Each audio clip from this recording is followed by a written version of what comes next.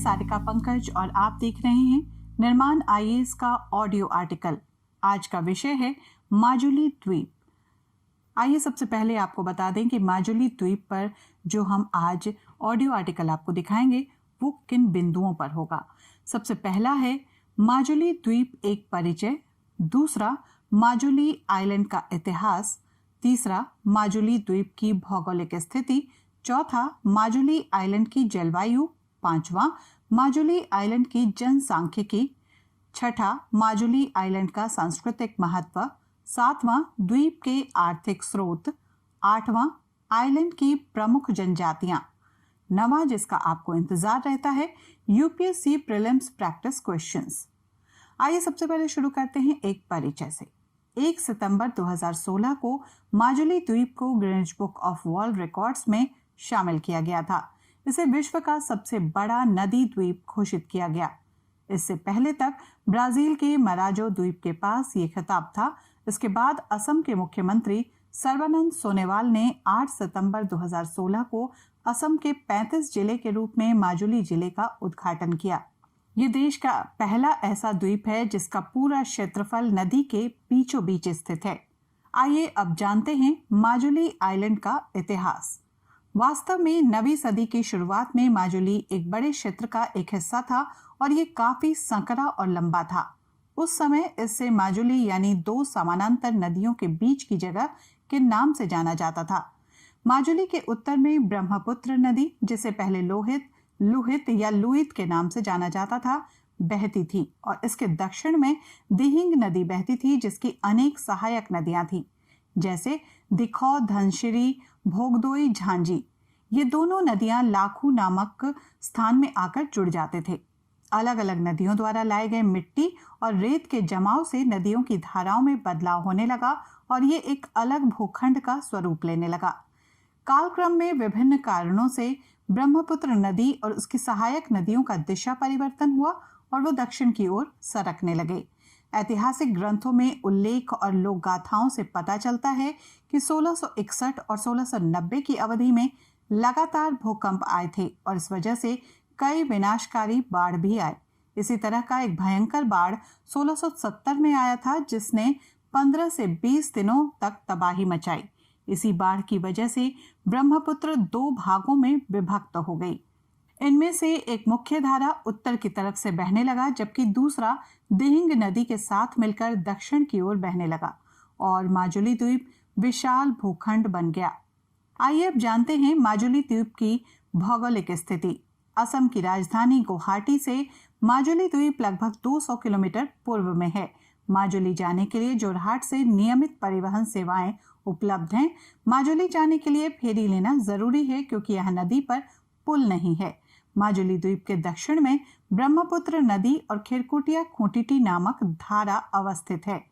खेरकुटिया खूंटी ब्रह्मपुत्र नदी से निकलती है और आगे चल के फिर उसी में प्रवेश करती है। उत्तर में सुबनसरी नदी खेरकुटिया खूंटी से जुड़ जाती है। माजुली द्वीप कालांतर में ब्रह्मपुत्र नदी और उसकी सहायक नदियों, विशेषकर लोहित नदी के दिशा और क्षेत्र परिवर्तन की वजह से बना है।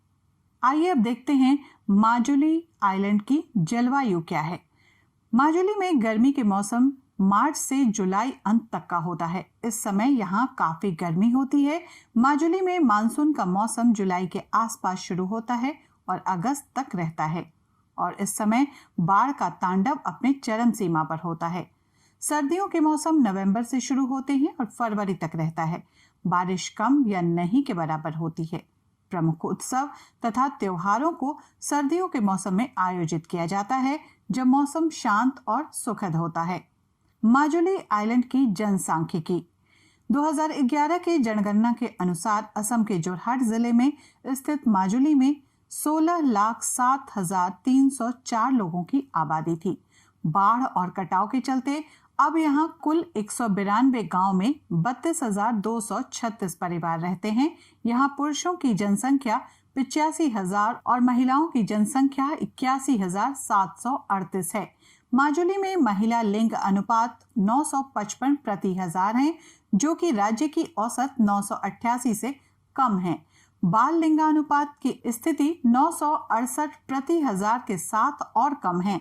यहाँ की साक्षरता दर 68% है। राष्ट्रीय और राज्य दोनों औसत से भी कम है। माजुली द्वीप महिला साक्षरता दर 61%, जबकि पुरुष साक्षरता दर 74% है।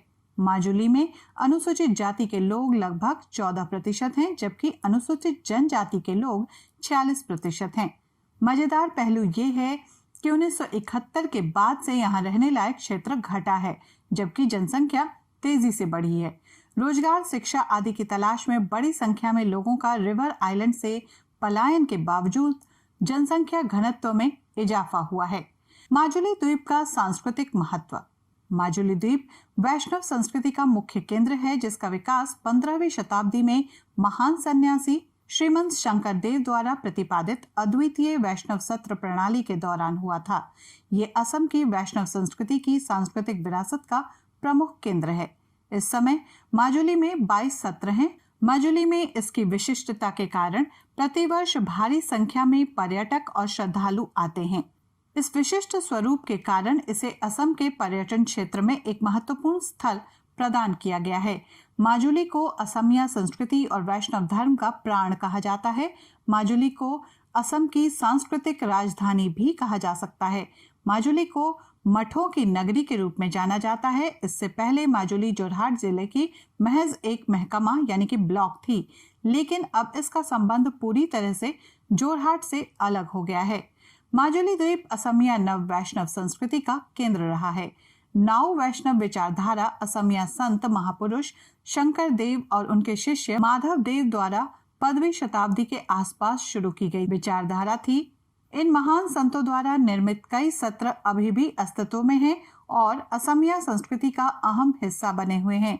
माजुली द्वीप प्रवास के दौरान शंकरदेव माजुली के बेलागुड़ी नामक स्थान में कुछ महीने रुके थे। इसी स्थान पर 2 महान संतों शंकरदेव और माधवदेव का महामिलन भी हुआ था।